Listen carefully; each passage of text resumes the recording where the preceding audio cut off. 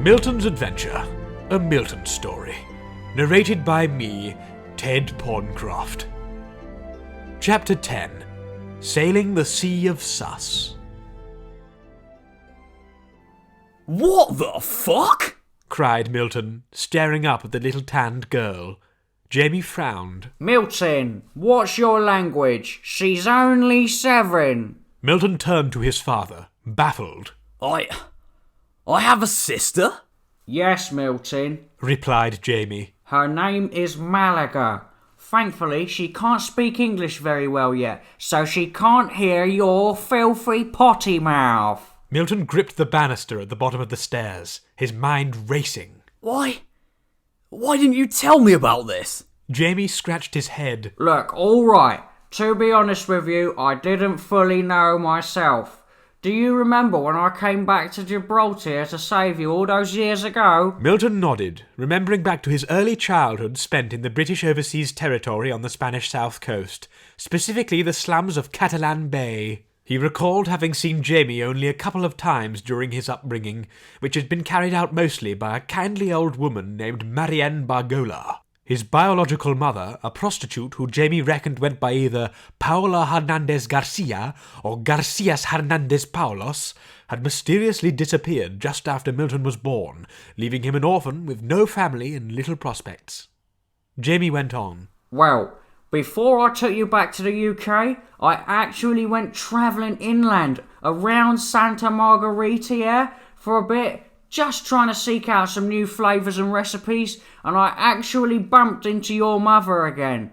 Well, actually, I bumped into her quite a bit, if you know what I mean. Milton's eyes widened. You found Madre! Why did you never tell me about this? Jamie wagged his finger. Listen, there are some things that you need to know, and some things that you don't, my boy. So basically, yeah, it turns out me and your mother conceived another child after I encountered her selling her body outside an abandoned abattoir. That was a whole 7 years ago now. How time flies. So while you were in Scunthorpe, I actually just popped over to Gibraltar on a whim. I couldn't find your mummy again, but I followed my pucky-ass senses and found your sister living in a barn in a tiny village on the edge of Málaga. No idea how she managed to get that far. I think maybe she's one of those feral children. So basically, I took her back here and I brought her some fresh clothes and hey presto. I don't think she had a name, so I just named her after where I found her. And there we have it, Málaga Oliver, my 6th and latest progeny. Milton was gobstruck. You lied to me, Dad. You said you had important business in the pucker realm, but you were off getting this thing! Milton gesticulated wildly at the little girl, whose bewildered eyes moved back and forth between him and Jamie. Milton, listen. I didn't want you to be distracted, assured Jamie, putting his arm around Milton. I can sense some powerful pucker energy in her, just like within you. I think I may have accidentally created a second chosen one. Milton gritted his teeth. But I'm the chosen one. I'm the bearer of the Bloodstone Chalice. Of course, soothed Jamie. But Málaga is very special too. Maybe you could just share the chalice between the two of you? Malgins, come down here and say hi to your big brother here. Milton clenched his fists in fury as the little girl tiptoed cautiously down the carpeted stairs, still tightly clutching her big red stuffed elephant toy. Jamie patted his legs enthusiastically, as one might do when trying to get the attention of a dog. Come on, Malgo, come down and say hi. The girl got to the bottom of the stairs and held out her hand tentatively. Hello, my name is Málaga. Milton scowled at his sister, disgusted by her shoddy attempt at English. Yeah, so what? Milton, snapped Jamie. Don't be rude. Say hi back. Milton looked at his father icily. Jamie folded his arms. Do it. Milton turned back to the girl. Fine. Hello, Málaga. My name is Milton, he said, with every ounce of insincerity he could muster. Okay, now give her a nice hug, directed Jamie. Let her know that you love her. But Dad, I don't, whined Milton churlishly. Do it, instructed Jamie again. Milton did as he was told and extended his arms slowly forwards, wrapping them loosely around the young child. Málaga responded by nuzzling her head against Milton and embracing him tightly. Dad, make her get off! Jamie smiled. There you go. She can tell you our family. Málaga disengaged the hug and looked up at Milton with big brown eyes. Family. Milton. Jamie affectionately tousled the girl's long blonde hair. She's a very fast learner, it seems. She's picking up basic English at an astonishing rate. Might be a side effect of space transmutation, to be honest. God knows what it's done to her brain that young. You let her space transmutate with you? Cried Milton, astonished. Jamie rolled his eyes. Well, of course I did. How else would I have been able to retrieve her so quickly? Jamie leaned in towards Milton. Look, between you and me, I think she's going to be of use somehow. My pucker senses wouldn't have directed me to her so suddenly if it weren't so. Jamie smiled down at the little girl, who yawned sleepily. And look, she's got my eyes. How can you not just adore her? Milton grimaced. Quite easily, as it turns out. Anyway, Said Jamie. I've given her the spare bedroom opposite the bathroom. You know, the one that was filled with all of your old bionicles. But what about all my old bionicles? Cried Milton. I melted them down and threw them out. Replied Jamie. Look, I've got to keep her here, okay? I can't have her staying at the Olivier household. Jules will throw a fit. Remember how she reacted when she found out that you were actually my biological son and not adopted? Milton swallowed. Yeah, she tried to force a rolled-up magazine down my throat. Exactly. I cannot have it happening again. So Malaga's gonna stay here in Bristol with you and no one's gonna know about her. Who knows? Maybe I'll train her to be a Pucky Knight as well and she could come and live at the monastery. No, that's what I'm supposed to do. Argued Milton, stamping his foot. Right, okay. Seems like someone's very tired and grumpy. Jamie glanced at the clock. Goodness me, it's nearly 5 a.m. Right, we'll talk more in the morning. I got an exciting new demon for you to slay. Milton pushed past Málaga and trudged up the stairs. Great. Can't wait. Milton sulked into his room, throwing his cap, cloak and shoes off and collapsing onto his bed. Through his bedroom door, he could make out the sounds of his father escorting Málaga to bed and softly reading to her until she fell asleep. Dad never did that for me. He grumbled into his pillow. Milton listened to the footsteps of his father creak across the landing and into his own private bedroom, then gradually fell into a deep sleep. When Milton finally awoke, he did so to the sound of faint laughter, the laughter of a young child.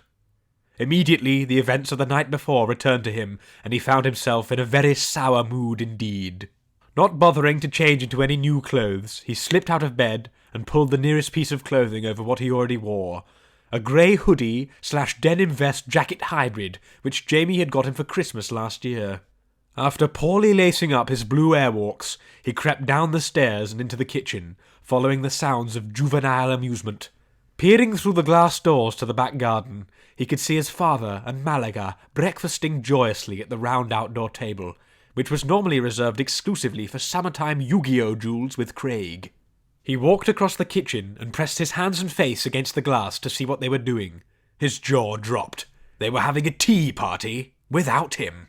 Jamie smiled as he filled Málaga's little cup with hot tea from Milton's vintage collectible Turkish teapot, then moved onto the cup of the stuffed elephant toy, which sat in its own chair next to Málaga. Dad never had tea parties with me, griped Milton, his angry breath steaming up the glass. Jamie glanced up, squinting due to the bright midday sun. Oh look, it's Milton. Come to join us for a bit of afternoon tea, have you? Milton thrust the door open and stood defiantly on the decking, hands on hips. No way. I don't want any of your stinky tea. Come on, Milton. Tempted Jamie. We've got hot butter scones with clotted cream and homemade raspberry jam. Milton pouted and shambled over to the empty chair around the circular table, grabbing one of the pre-prepared jam scones and savagely stuffing it into his mouth. Pretty good, aren't they? Grinned Jamie. Milton nodded, crumbs tumbling out from between his lips. Malgin's made them, didn't you, Poppet? Said Jamie, patting Málaga on the head. The little girl nodded, and Milton spat the scone out, spewing fragments across the table. What? He cried. Well, I read her my classic cream tea scone recipe to get her to sleep last night, and I woke up to the sound of her baking them in the oven. I tell you now, she's a real prodigy of cuisine, a true natural at cooking. Milton regurgitated the rest of the baked good into the little cup of tea that Málaga had prepared for him. But what about me? I'm more of a natural. Remember when I cooked that ravioli with my eyes closed? Jamie sipped at his tea with his pinky finger raised. Yeah, that was all right, but not as impressive as making raspberry jam from scratch in 1 hour. At this, Milton saw red, and his anger got the better of him. He grabbed the last scone, the one most loaded with sticky cream and jam, and hurled it straight at Málaga's hapless face. To his astonishment, the stuffed plush elephant sprang from the chair and launched itself into the air, batting the Scottish pastry aside as it sailed towards Málaga. Milton watched, mouth agape, as the soft toy did a mid-air somersault and returned back to its chair like nothing had happened.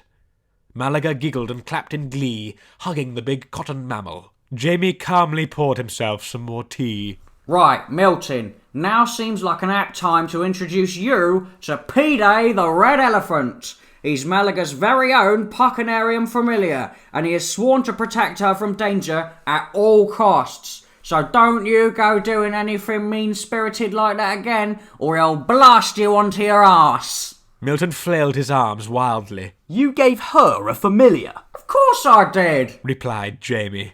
I give one to all my children to watch over them. I gave Poppy, Honey Rosie, a fuzzy bumblebee. I gave Daisy Boo Pamela, a lazy blue panda. I gave Petal Blossom Rainbow, a rainbow magic bunny. And I gave Buddy Bear Morris, a teddy bear called Boris. What? Cried Milton. But they're not even magically imbued like I am. Hey, you don't have to be magic to have a fluffy magic friend. Plus, they are all half Pekingese, just like you. Even if they don't know it, and I'm forbidden from ever telling them. Málaga embraced the plush animal. P-Day. Jamie continued. I don't know why she called it that. I've actually got no idea what it means. Jamie turned to Málaga. Hey, why don't you say something with your little book, eh? Little book? Málaga blinked twice, then removed a Collins English dictionary from the front pocket of her blue dungarees. The sun is high in the sky. It is a beautiful day. Forget that! She's learning English faster than a computer. I shall be fluent by dinner time. Jamie clapped his hands. Oh yeah, that reminds me. I've got your next demon. It's a real doozy, this one. Get out your little list. Milton did as directed and produced the brand new demon list from his pocket. Jamie continued. Your next target is listed as number 23. Milton scanned the list and read out the demon. The Black Beast of Sus. What's that all about? Now, Milton, listen carefully. The Black Beast of Sus is a great threatening aquatic presence that has been stationed in the eponymous Sea of Sus by Craig for many thousands of years. Its sole purpose is to prevent the realm's many denizens from travelling between islands, keeping them isolated from each other out of fear of even going near the waters. Milton slouched back in his chair. The Sea of Sus? Are you sure you haven't just made this place up? No, Milton, Replied Jamie. the Sea of Sus is very truly real. It's a massive endless ocean, like the Pucker realm is with trees, or the fucking realm is with its acid lakes and super nitrogen volcanoes. It's a great place to be. Not like reality with all its inefficient floating spheres that take ages to travel between. Milton stood up abruptly. Right then, I'm ready. I'm gonna go kill this big black beast. Jamie held up his hands. Whoa, whoa, whoa. Cool your jets, Lucky Luke. I've still got to say a load more things before you run off on your little adventure. Milton sat back down. Fine, go on then. Jamie removed a small salt shaker from somewhere below the table, which seemed to be filled with a white powdery substance. This right here is a special shaker of anti-space sickness salts. Milton cocked his head to one side. But look just like the soul shaker from the kitchen. No, Milton. This is a magic shaker. It contains a Yudis root powder compound, the Yudis being a distant cousin of the Yucatonis, mind you. One sniff and you'll be right as rain. You won't ever have to worry about any space transmutation side effects ever again. So no turning into a golden cockroach or growing an extra set of ribs or anything like that. I recommend taking a dose before every space transmutative journey. Milton rubbed his chin quizzically. Hey, how come you never gave me this before? Jamie set the shaker down on the table and pushed it towards Milton. This stuff is not easy to come by. I had to steal this from Hugh's secret pantry while he wasn't looking. Nearly woke up the seven-headed guard dragon and all. Now, go ahead and take some. Milton grabbed the shaker and inspected it. What do I need to do? You have to imply it. Directed Jamie. What? Oh, just snort up your nose. Milton did as his father said and brought the shaker up to his nose, tipping it back and breathing in as hard as he could. The fine dust flew up his nostrils and through his airways, quickly making its way into his bloodstream. Yeah, it's great. Nodded a wide-eyed Milton, quickly going in for another big snort. Jamie leaned across the table and held Milton's arm down. Wow, easy, kiddo. You're gonna want to take that slow. Any more than that and you'll be bouncing over the hedge like you're made of rubber. They don't call it bungee dust on the streets for nothing. Milton nodded quickly again and shakily stashed the shaker in his jacket pocket. He stood up, eager to get going. All right, now, one last thing, said Jamie. For this mission, you're going to be taking Málaga with you. Milton's heart dropped. Are you fucking joking? After arguing with his father for some 20 minutes, Milton finally gave in to having his sister accompany him on the trip, though he wasn't at all happy about it. While Jamie sat down to explain things to the little girl, Milton headed upstairs to get ready. He grabbed his Attack on Titan backpack off his gaming chair. It was still packed from before he had left for Scunthorpe, and already contained his bayonet and some other miscellaneous equipment. He packed the chalice and slung it over his back, immediately wincing from its sheer heft. I really ought to think about getting a sturdier rucksack, he said aloud to himself. When Milton made his way back downstairs, his father was once again standing in the hall wearing his jacket. Right, Milton, I'm going to have to love you and leave you now. I've got to go spend some time with my real family. We're having a big home-cooked dinner here. You probably won't see me for a while after this, because me and the other chefs are conducting an investigation into Gordon Ramsay's mysterious disappearance. Seems that old Ainsley might have been onto something after all. Anyway, if you need me, you can contact me by yelling, Jamie, at your familiar. Okay, bye for now. Jamie gave a small wave and walked out of the door, whistling to himself. Milton turned to Málaga, who sat smiling at the kitchen table. He sighed. Right then, you ready to go? Málaga nodded excitedly. Yes, brother Milton. Don't call me that, Barked Milton. I'm not your brother. You address me as Milton and that's it. Málaga grinned and nodded again. Right, I'm going to go do a space transmutation through that door over there. Milton pointed to the door to the living room. You're gonna follow me through, okay? Málaga dismounted her chair and picked up P-Day, shuffling over to Milton enthusiastically. Milton breathed in deeply through his nose and placed his palms gently on the door, focusing his mind on the vast mythical sea his father had told him of, and trying to ignore the overpowering, annoying presence behind him. When he was sure he was ready, he smashed his head against the door and opened it slowly, unveiling not the living room, but total darkness. He stepped through, followed closely by Málaga, and the darkness gave way to a sudden bombardment of ocular brilliance. Shimmering cyan and vivid vermilion exploded out from all around, accompanied by every remaining colour on the chromatic spectrum and many unseen secret colours that had not yet been unlocked by the human eye. And with that, Milton remembered no more. The smell of salty sea air hit Milton's nose at once, transporting him straight back to his youth. He remembered back to the weeks he had once spent out at sea as a young boy, on a raft he had fashioned from junk and roughage. Back in those days, he had gone by the nickname El Flotador de Piel Blanca, which translated loosely to the white-skinned floater, a name bestowed upon him by locals after they saw the young pale boy floating around the harbour. Milton opened his eyes and reached forward, his hand touching a knob of some kind. He twisted it and pushed forwards, revealing a sparsely furnished wood cabin. He stepped out into the room, the floorboards creaking below him. Ahead, below a large window, was a desk with many paper documents, as well as a compass, an inkwell and quill, and a dusty sailor's cap, which Milton immediately donned. He examined the small cabin. The place was long abandoned, and the many maps and charts that covered the walls were coated with layers of dust and cobwebs. A map on the right wall caught his attention, as it was by far the largest, and showed hundreds of islands dotted sparsely throughout a great ocean, one of which was circled in red marker pen, with a big question mark drawn next to it. Flowing italic script at the top of the map confirmed exactly what Milton had expected. This was indeed the Sea of Sus. Milton, look! Came a voice behind him. Milton rolled his eyes. He had almost forgotten about his new irksome sibling. What is it? He asked impatiently, turning to Málaga, who had unrolled a tattered scroll of paper from the desk. A letter from Papa Jamie, she announced with glee.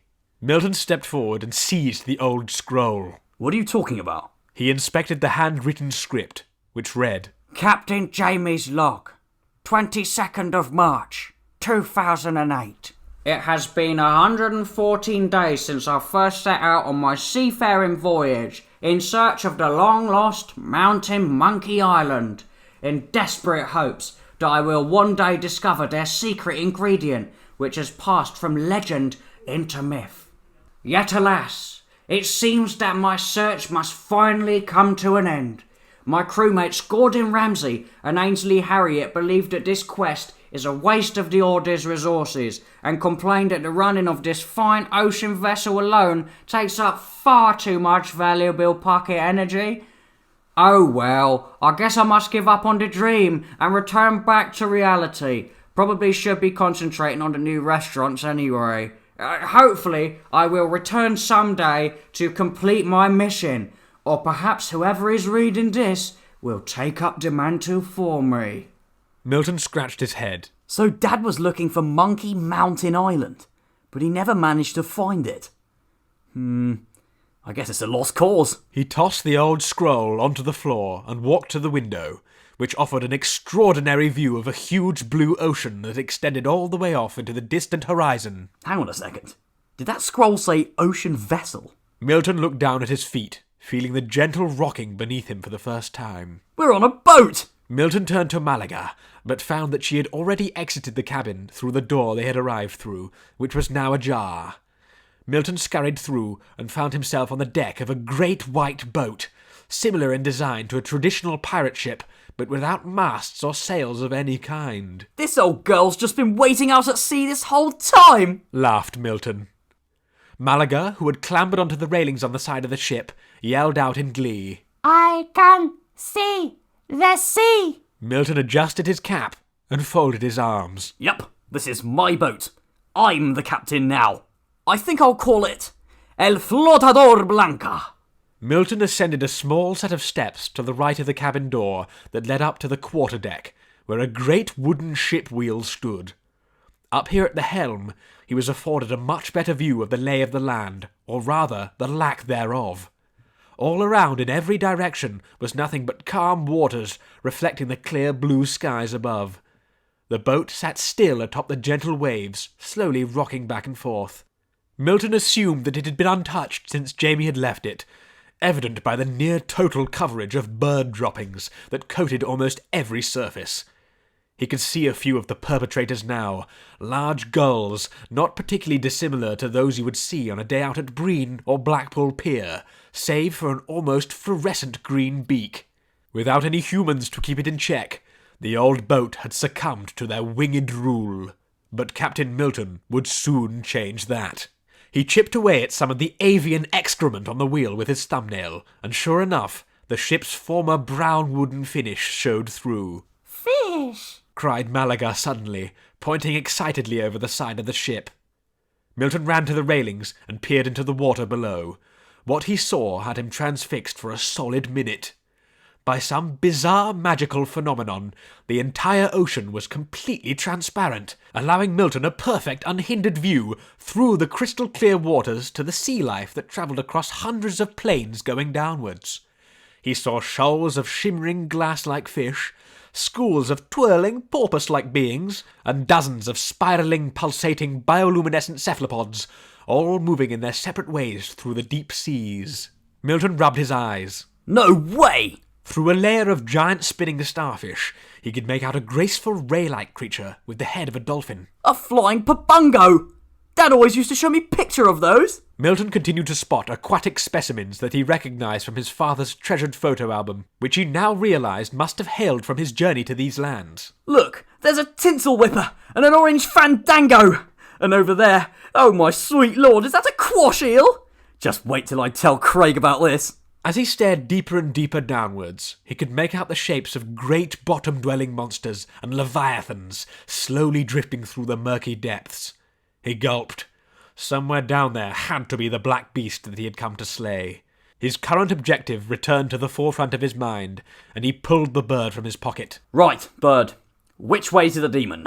The familiar buzzed in his hand and spun around to face the big ship wheel, flapping its wings up and down erratically. Milton approached the wheel and touched one of its turning handles tentatively. What do I need to do here? He noticed a small slot in the centre of the steering device, the kind of slot that would perfectly house a Puccanarium familiar. Oh, hell yeah! He said, placing the bird into the niche with a satisfying click. Immediately, the ship began to tip dramatically, and Milton clung to the wheel for balance.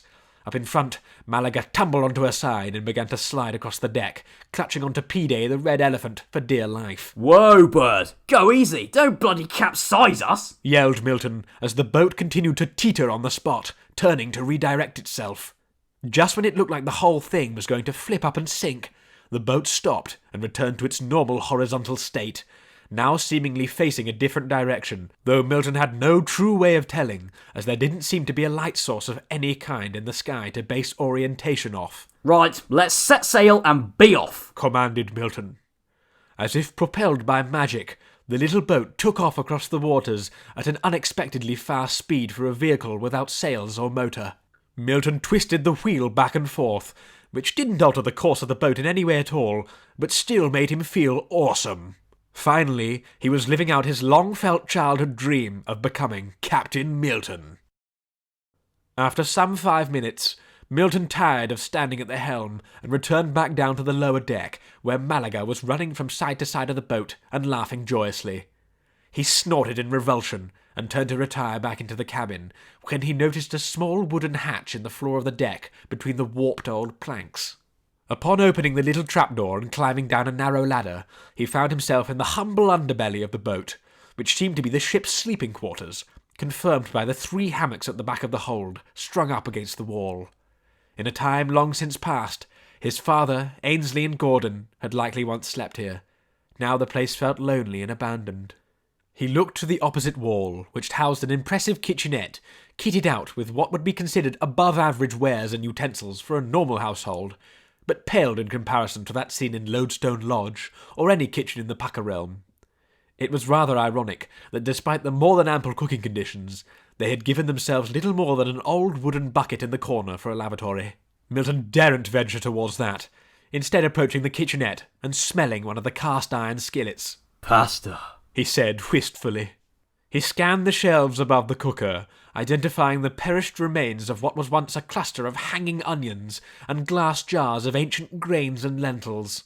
At the end of the shelf stood a solitary dust-coated bottle labelled Ainsley's Spiced Rum. Hands off. Ignoring the warning, he removed it and popped the cork out, inhaling deeply, then taking a swig.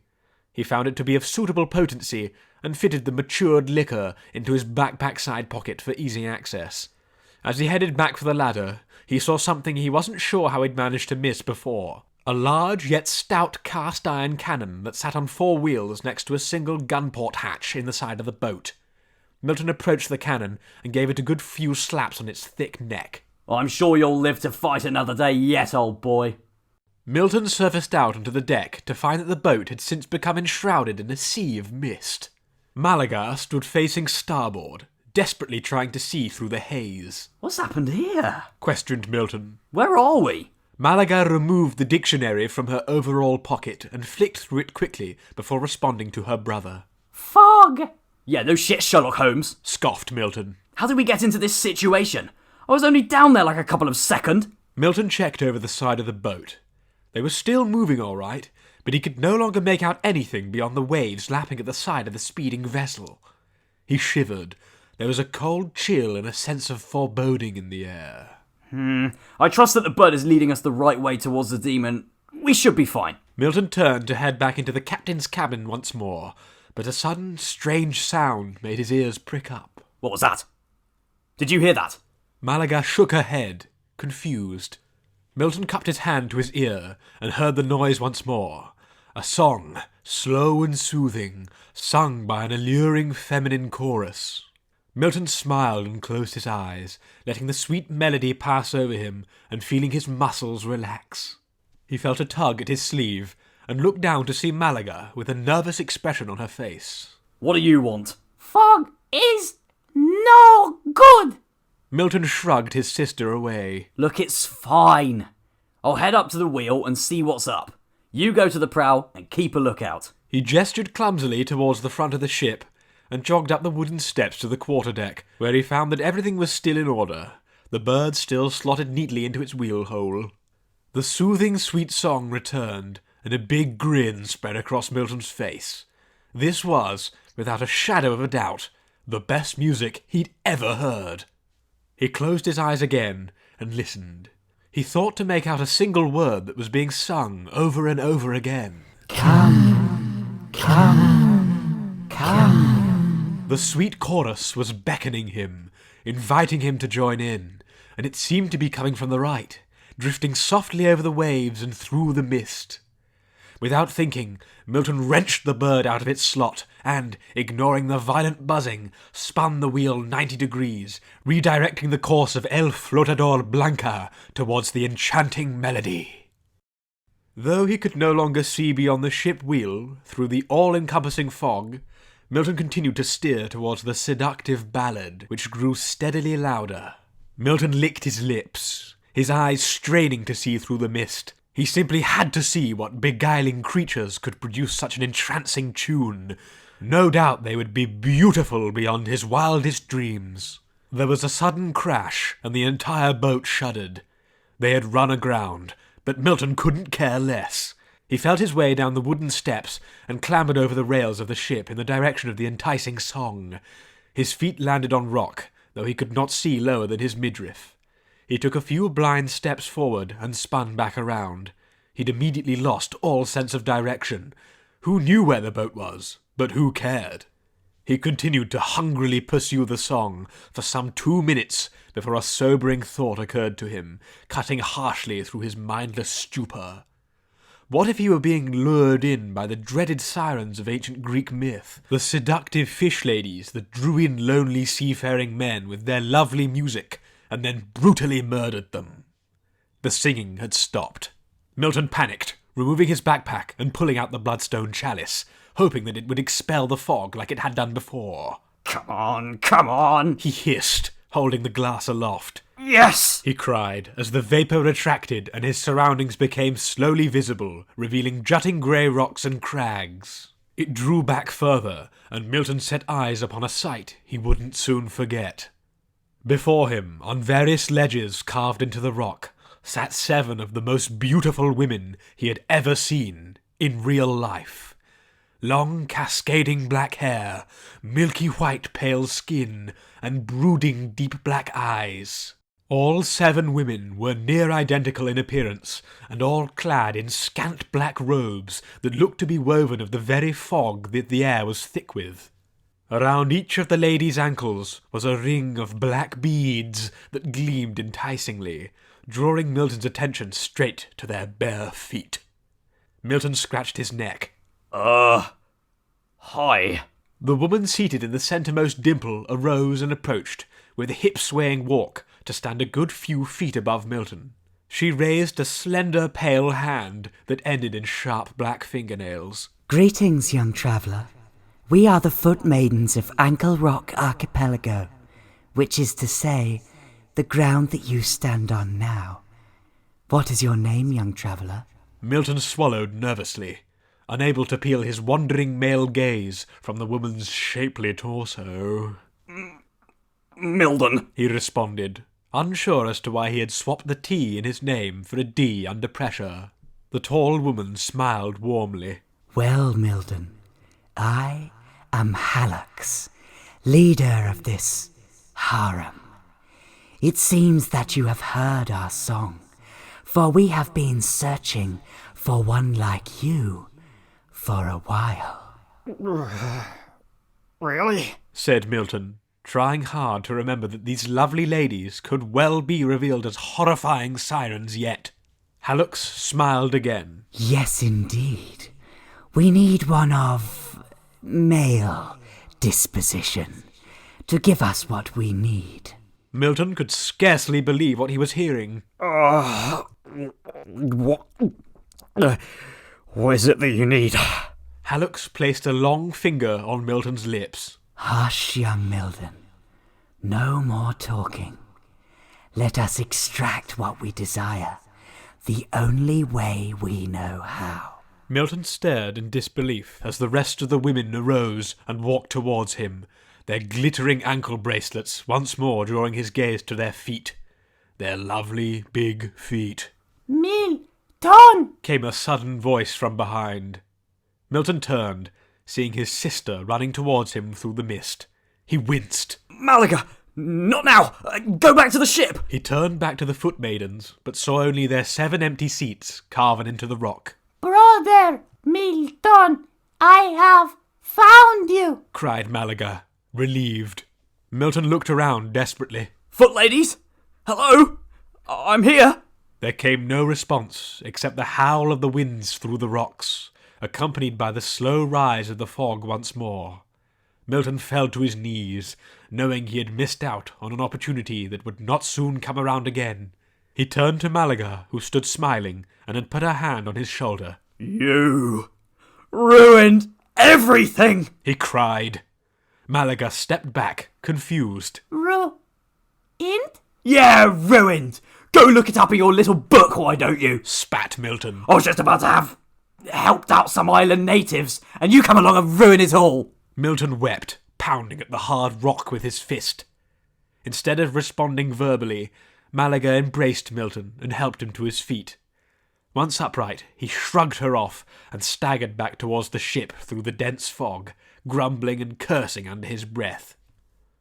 Milton scrambled over the side of the boat, which was still partly grounded upon the grey crags. He watched Málaga approach close behind and attempt to climb onto the side rail. What a burden she was! She couldn't even climb up on her own.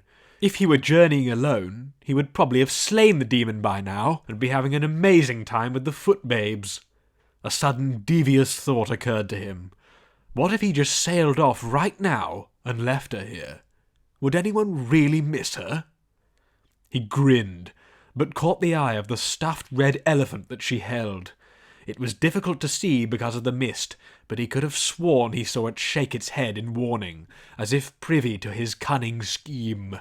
Milton swallowed nervously, not wanting to try it on with the plush animal, and reluctantly offered Málaga a hand, pulling her up onto the deck. Thank you, Brother Milton. She beamed. Yeah, whatever, responded Milton, striding back up to the wheel and reinserting the bird into the control slot. The ship shuddered and turned slowly, its wooden hull grinding across the rock and stone and back onto water once more with a hefty splash. Milton took a big swig of rum. They were back on course again. No distractions this time, just kill the demon and get back home so that he could be away from his sister as soon as possible. As the boat departed the misty cluster of rocks, Milton swore he could hear the faint laughter of 7 women, taunting him. He grimaced, retreating to the captain's cabin and furiously beating one out into his copy of the Beano. A few hours passed, and Milton emerged from the cabin, now in a slightly better mood.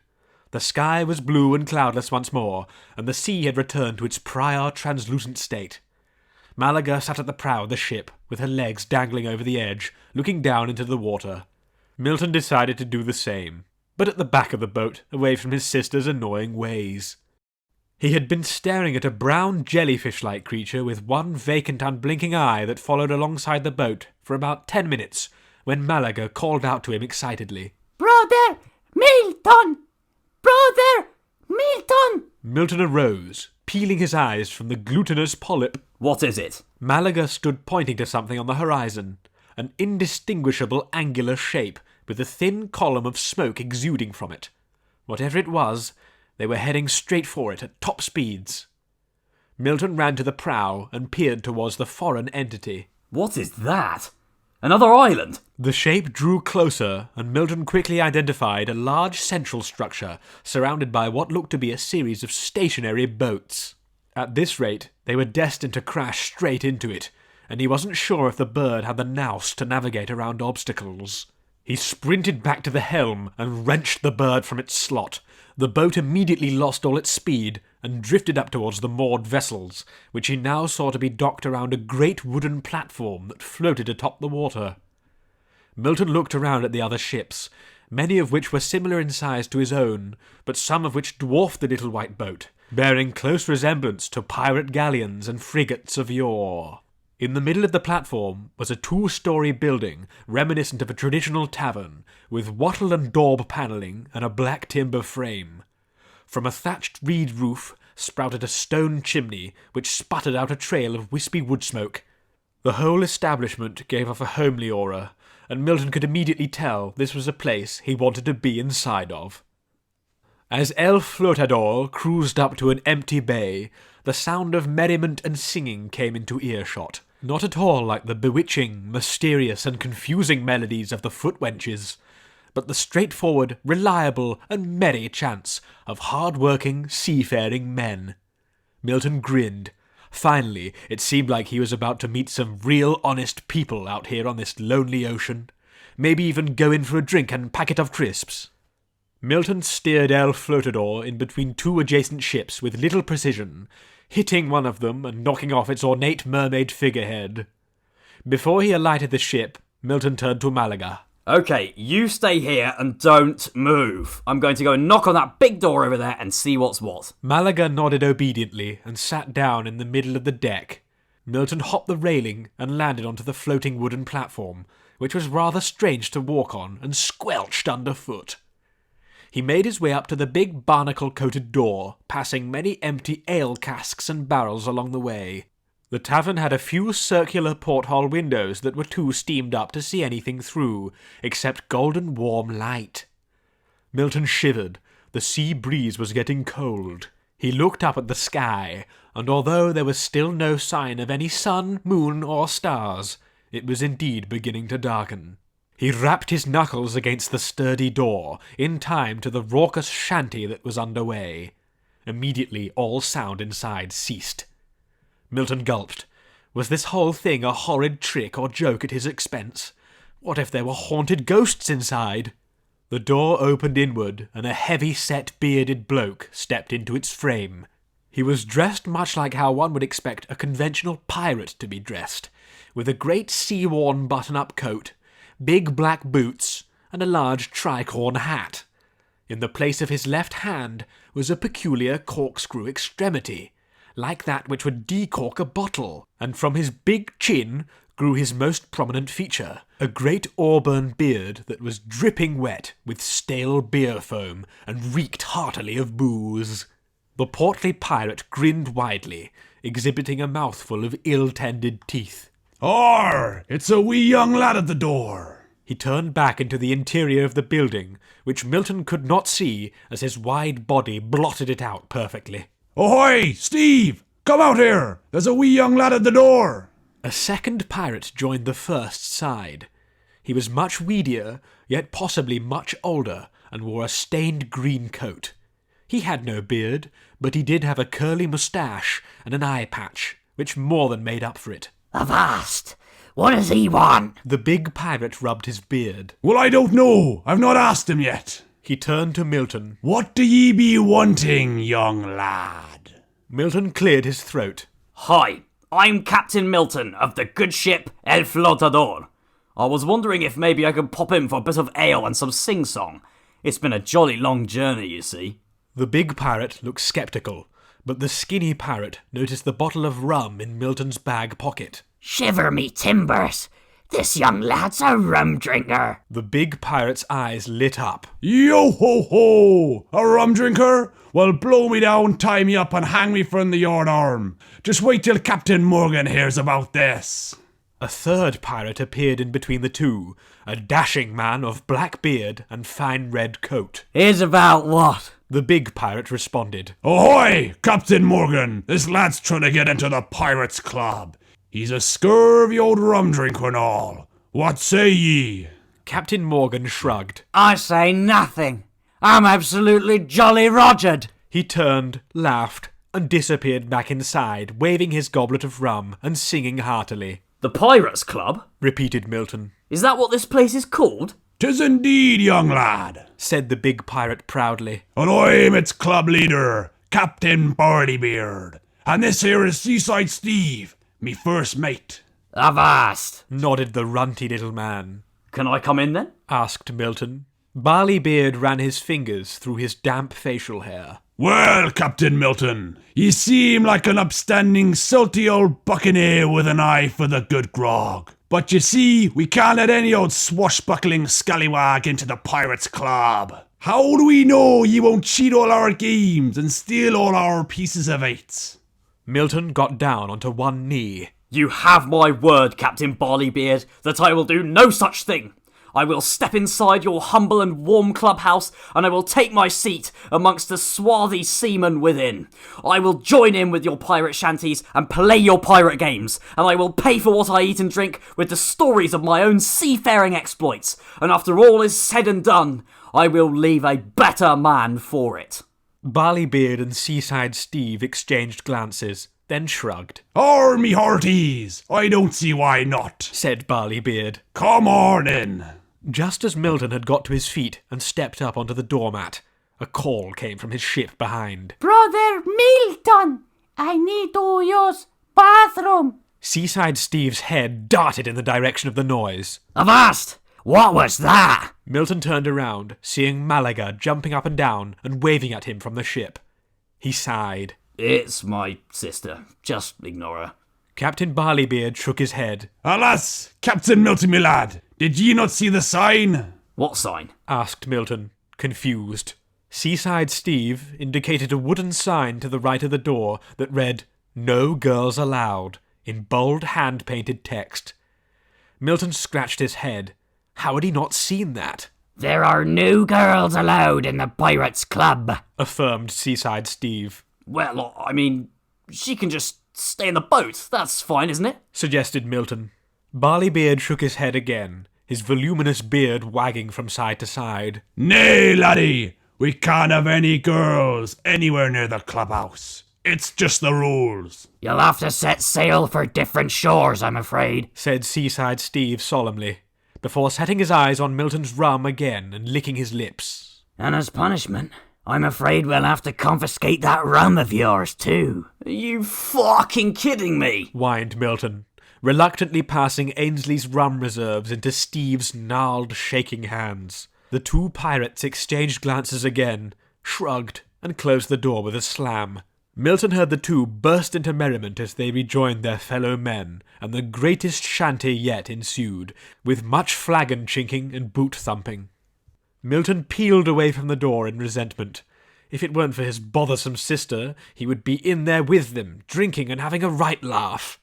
He trudged back across the undulating boardwalk and climbed aboard El Flotador once more. What is matter, Brother Milton? Inquired Málaga. They wouldn't let me in, Replied Milton. and no thanks to you. Can I use bathroom? Asked Málaga. Nope. You can go in the bucket downstairs like everyone else. Ordered Milton. He returned to the quarterdeck and stood looking ponderously out into the ocean. The sky was now a deep navy blue, darkening by the minute, and an icy cold breeze carried itself across the rippling waters. He allowed himself one look back at the warm, glowing lights of the Pirates' Club, then inserted the bird into the wheel once more and took off. A few hours passed, and the sky deepened in hue until it became a murky pitch black. There was still no moon or stars to be seen, so nothing was reflected in the waters below, which now looked more like a great sea of thick tar. Milton stood at the helm, wondering how long it would take to find this black beast. If they found it now, it would be a great hassle to fight in the dark. He shivered. He would head below into the warmth and light of the captain's cabin, but Málaga was in there playing around with that damned stuffed elephant. Milton slumped against the wheel. How long was this mission going to take? I'm bored! He yelled out to the empty ocean. Suddenly, as if heeding his plea of apathy, a bright light appeared on the horizon, blinking every few seconds. Milton didn't care if this was the demon or not. He just wanted to see something interesting. He pulled the bird from its slot once more and steered the ship off towards the winking speck. Within minutes, the source of the light became visible, another sea platform that became briefly illuminated every time the light flashed.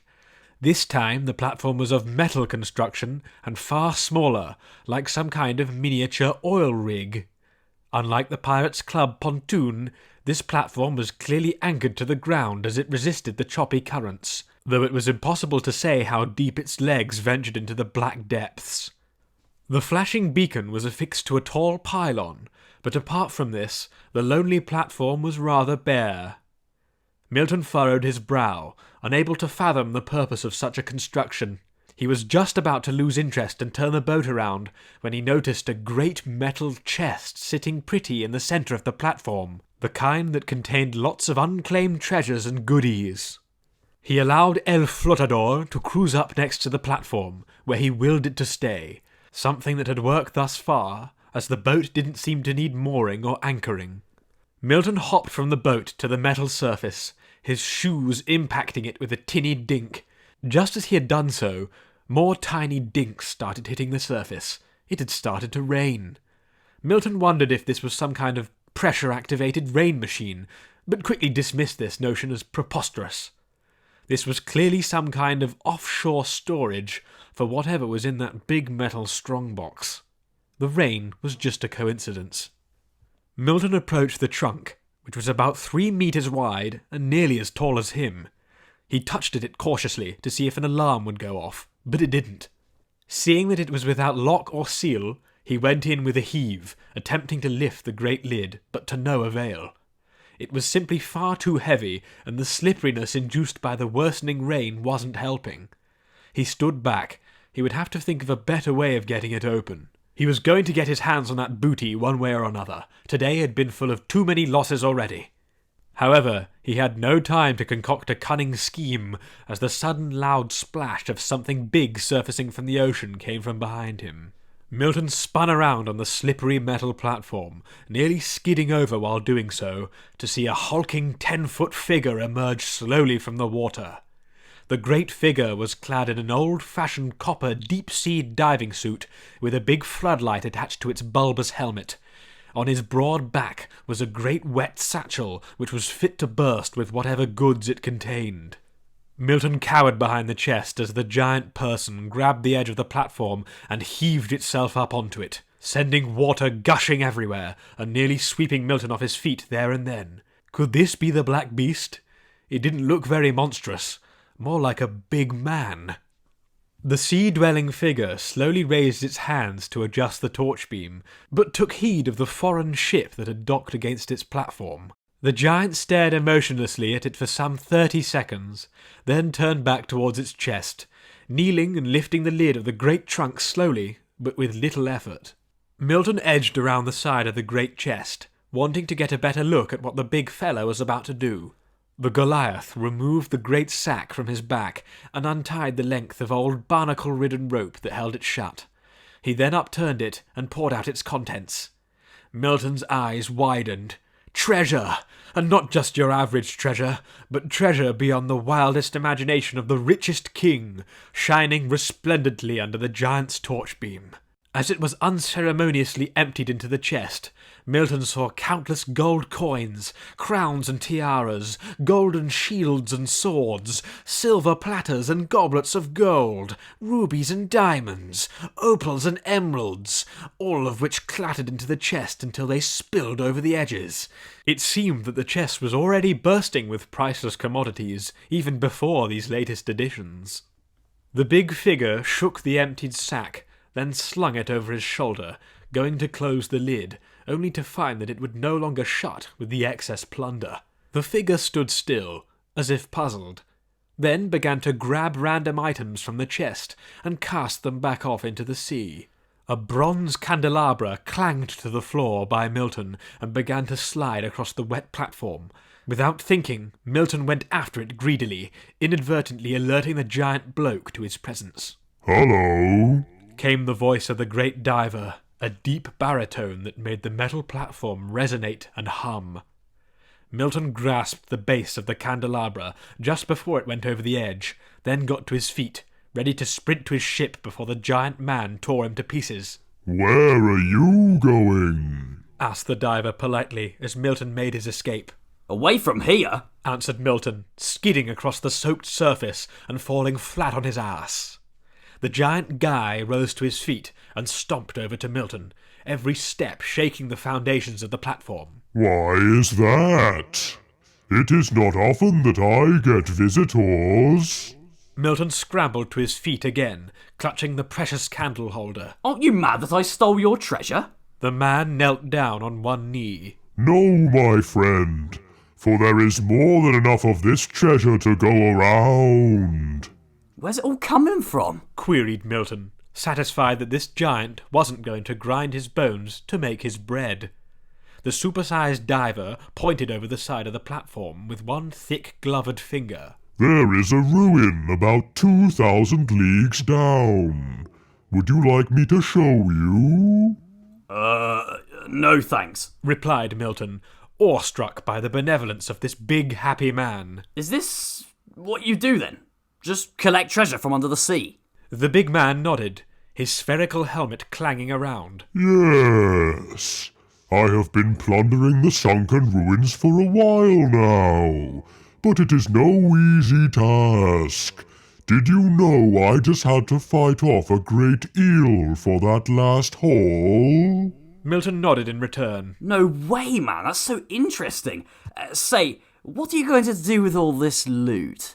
The diver paused for a moment, then spoke. "You know, I really hadn't thought that far ahead." Milton cracked his knuckles.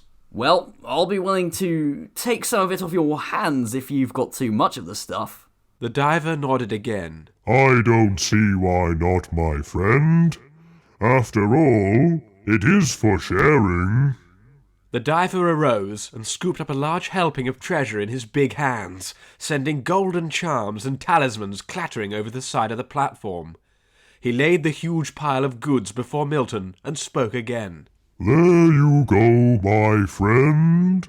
Take as much as you can carry." Milton pounced upon the gleaming heap.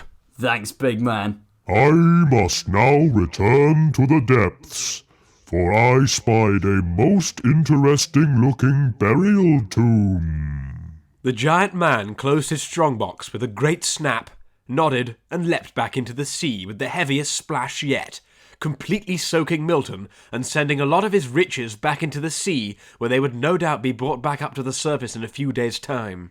Milton started stuffing the precious valuables into his bag, grabbing only the most expensive-looking things: a solid gold bar, a pearl necklace, and a square crown with laughing faces on every side. All of it went into his brimming Attack on Titan backpack until the little thing was ready to burst at the seams. He was going to be rich! Every available pocket and pouch he possessed was full, and yet it was only half of the big pile he had been gifted. If only his bag were a little bigger. Milton thought for a second, then threw a copper coin at the window of the adjacent El Flotador, sending it dinking off the glass and alerting Málaga, who still sat within playing with her stuffed toy, completely oblivious that they had even stopped moving. She looked up in alarm, seeing the platform for the first time.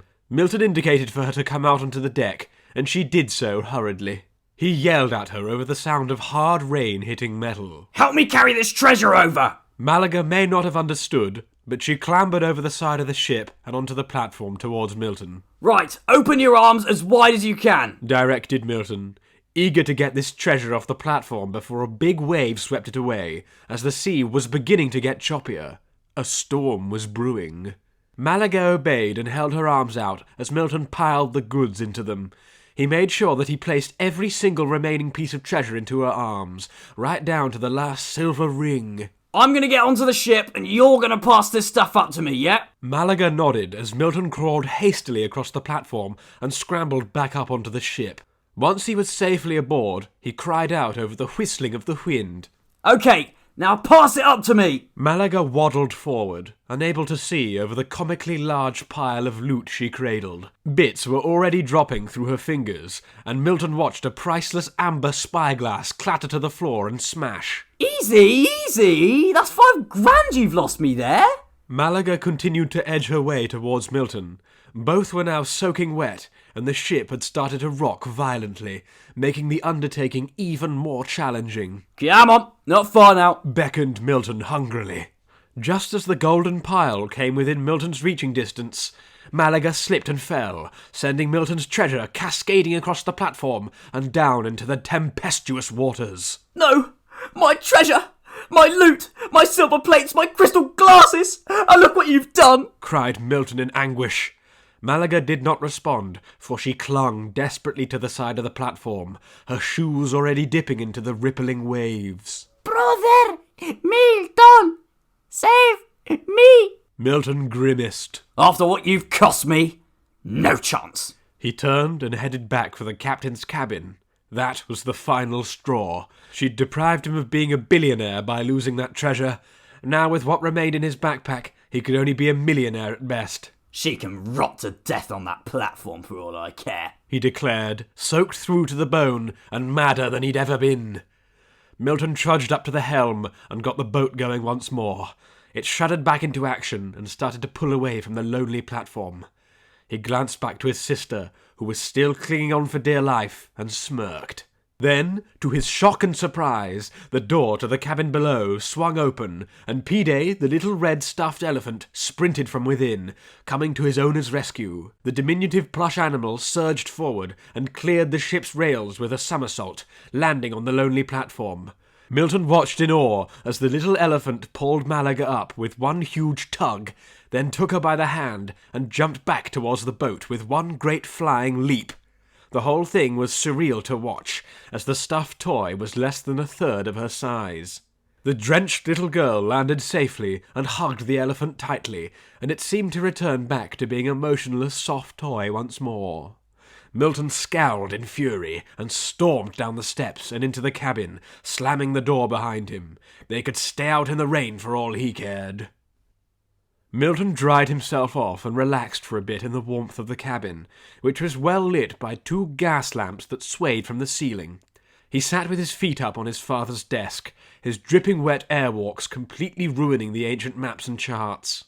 The storm was well underway outside, and Milton grinned smugly at his sister and her precious red elephant huddled in the middle of the deck, spray from the great waves washing over them repeatedly. The violent rocking of the good ship El Flotador Blanca somehow lulled Milton to sleep like a babe in a cot, and he found himself dozing off. He awoke suddenly to a loud knock on the cabin door. It was Málaga, of course. Milton arose angrily. It was still pitch black outside, and the storm was ongoing. Málaga knocked again. I'm coming! Shouted Milton, opening the door.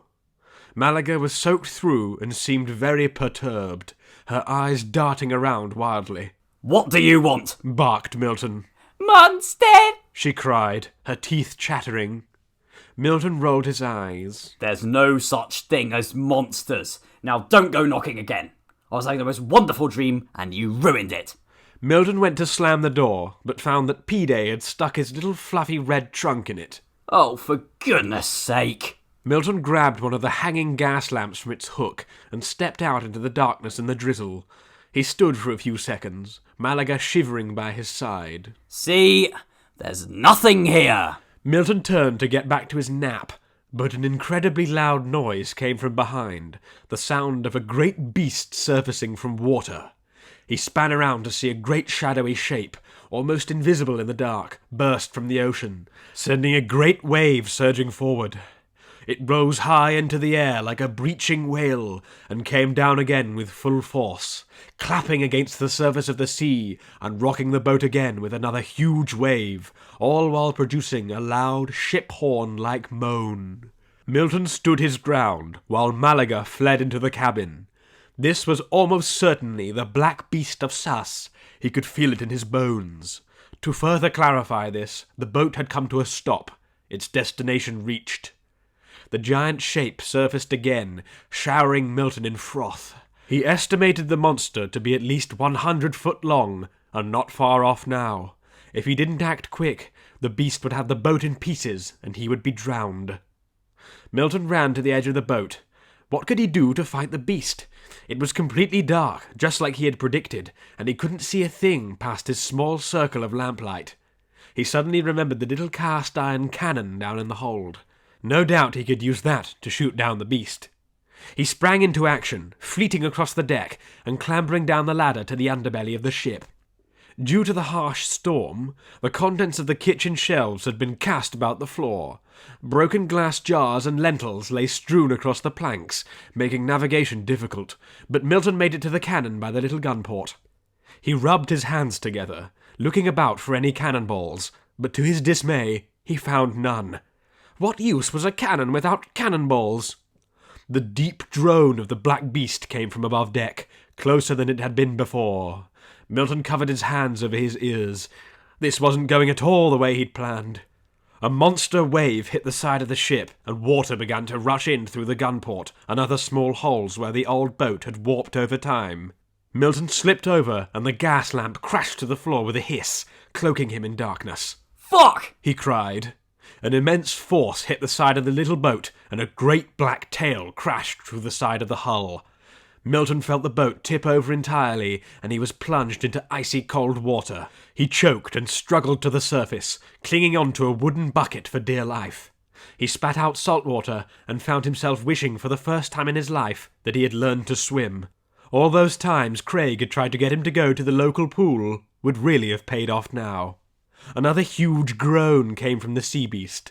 The boat was likely ruined, but he couldn't see a thing. There was a moment of silence. Then a huge impact against the side of the ship.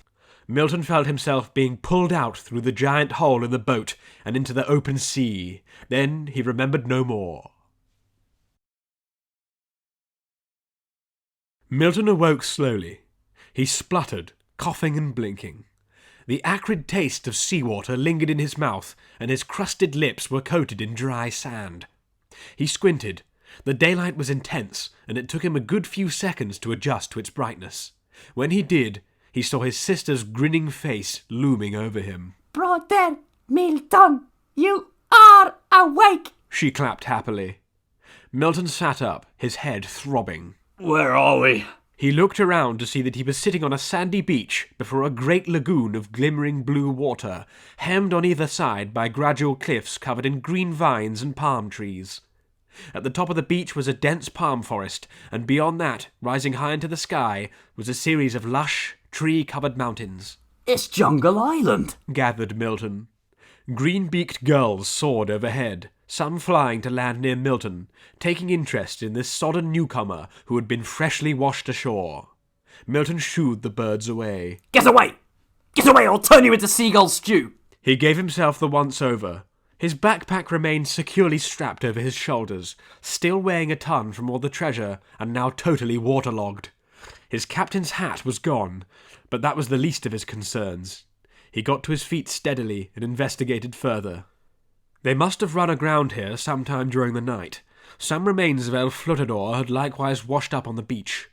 Milton could make out the ship's wheel, a large frontal portion of the hull, and the infamous toilet bucket, which had survived the shipwreck completely intact. Málaga flipped through her little dictionary and read aloud from it. Crash! Yeah, fucking obviously. Dismissed Milton. No thanks to you either. You could have warned me about the beast a bit sooner. Milton walked to inspect the old ship wheel. Its coating of bird excrement had washed off, exposing its original rotten wooden aesthetic. He bent down and yanked the bird from the slot. He was somewhat glad that the little fella had survived the wreck, but part of him did wish that it could be lost at the bottom of the sea forever. The bird chimed and vibrated in his hand, flapping in the direction of the open sea, through the gap in the tree-covered cliffs. The demon was still out there somewhere. Milton brought the familiar to his mouth and cleared his throat, remembering what his father had told him before he left. Jamie, he said, pronouncing the name as clearly as he could. He had figured now was a good time to ask for his father's counselling, with the boat destroyed and the demon virtually unbeatable. A pre-recorded message began to play through the little familiar, pitch-shifted through its tiny voice box. Hi, you've reached TV chef and pucker elder Jamie Oliver. I can't answer your summons right now, but you can leave me a message after the tone. An incredibly loud noise sounded, and Milton winced, stuffing the bird into his pocket angrily. Fine. I'll figure out how to get off this island myself. Milton marched up the beach and scaled the cliffs up to a rocky ledge. His wet airwalks made ascension difficult, but he was soon rewarded with an impressive view of the lagoon and beyond. The water in the cove was transparent the whole way down, just like the rest of the ocean, allowing Milton to see the rest of El Flotador Blanca, which had sunk to the very bottom of the bay's depths and lay in ruin. The barrel of the stout iron cannon caught his eye, among other less recognizable fragments. Somewhere down there were the remains of the little door to the cabin, his last hope of escape. He sighed and descended the rock, returning back to Málaga, who sat playing around in the sand with some kind of coconut-like fruit. Pide the red elephant was propped up against a rock opposite her, reminding Milton to be at least somewhat civil. What have you got there? Asked Milton, feigning interest. Málaga held up the globular fruit, which was a sickly yellow colour, with deep crimson stripes and little spikes, looking like the mutant love-child of an unripened coconut and a dragon fruit. Food! She exclaimed excitedly. Put that down, commanded Milton. It's probably poisonous. He grabbed the big nut from his sister and hurled it off into the dense trees at the edge of the beach, where it landed with a plonk and a rustle. Don't touch anything, okay? Advised Milton. Who knows what kind of crazy creatures inhabit this island? Málaga pointed back towards the trees. Monkey! Milton turned as quick as he could. Sure enough, there was an ape-like being hanging inquisitively from one of the trees by its long arms. Its fur was white and fluffy, reminding Milton of a cool gibbon he had once seen at the zoo. It possessed a long beard, making it look like a funny old man, and a long furry tail, which was coiled around the trunk of the tree it hung from. Milton laughed. It is a monkey! He brought his hands up to his mouth and shouted at the primate. Monkey, monkey, monkey, monkey! The furry ape monkey returned Milton's racket and responded with a loud call from its big mouth, which was immediately met with other calls from deeper within the forest. Suddenly everything fell into place. Oh my god! This is Mountain Monkey Island! I've completed my father's lifelong mission! I've found the mountain monkeys! Milton approached the hanging ape, his hands raised in exultation. O great monkey of the mythical mountains, willst thou help me in my quest to get off this island? The monkey hooted again, and a big cheeky grin spread across its hairy face. Slowly, it drew Milton's captain hat out from behind its back and placed it atop its little furry head. Milton reddened. You little fucker! You stole my Captain Milton's hat! Give it back, you damn dirty ape! The monkey screeched mischievously and scampered off into the undergrowth. Milton turned back to Málaga. Right, come on. We're going to follow that little shit-eating monkey bastard and get my hat back. Follow me! Málaga got to her feet and grabbed Pide, following her brother off into the dense forest. The humidity under the canopy was almost unbearable, and Milton soon found himself sweating profusely and attracting lots of large blood-sucking insects. The bearded monkey made the chase very straightforward, stopping just before it got out of sight of its human pursuers and screeching back at them, almost like it wanted to be followed. After half an hour of staggering clumsily through the ferns and leaves and hacking away at interfering plants with his bayonet, Milton was wholly exhausted and covered in welts, scratches, and bug bites. The path seemed to be heading steadily up and up at a most exhausting angle, leaving him gasping for air. Málaga, who followed close behind, was entirely unaffected by the trek, and Milton could have sworn that he'd seen Pide batting away the mosquito creatures with his little red trunk. All around, the tall trees that bore the big yellow and red striped nuts seemed to be getting less and less frequent, until at last they came to a clearing. Milton gulped back clean air and saw blue cloudless skies above once more. He was surprised to see how high up they were, seemingly having conquered one of the high mountains he had seen from the beach, though the surrounding trees were still too dense to afford any kind of view. In the centre of the high clearing, raised on a great wooden dais, was a giant hollowed-out spiky fruit, at least 30 times larger than any of its tree-born cousins. The bearded monkey bounded up a small flight of steps to an entrance carved in the front of the great fruit, lit on either side by flaming tiki torches. Dozens more of the furry white primates dangled in the trees all around, hooting and screeching at Milton. The monkey that wore Milton's precious hat stood waiting at the top of the steps, its long, lanky arms resting on the wooden floor. I'm going to get that hat back if it's the last thing I do, cried Milton, storming up the steps towards the thief. As he approached, the monkey hooted and disappeared behind the veil of leaves that covered the opening. Milton parted the great palm leaves angrily and ducked through the low doorway. The interior of the giant nut fruit was a surprisingly pleasant temperature and of a subtle fruity fragrance. A slow, plodding beat reverberated around its curvature, coming from a small set of bongo drums that was being played by a small, grinning monkey off to the left. In the centre of the hollowed fruit, on a rather comfy-looking bed of leaves and ferns, sat a big, hunched orangutan, its fur a radiant orange, far brighter than any Milton had seen back in reality. Like its smaller monkey comrades, the great ape also possessed a long beard, but unlike its less civilized kin, it wore basic wrappings of palm leaves around itself as a rudimentary suggestion of clothing.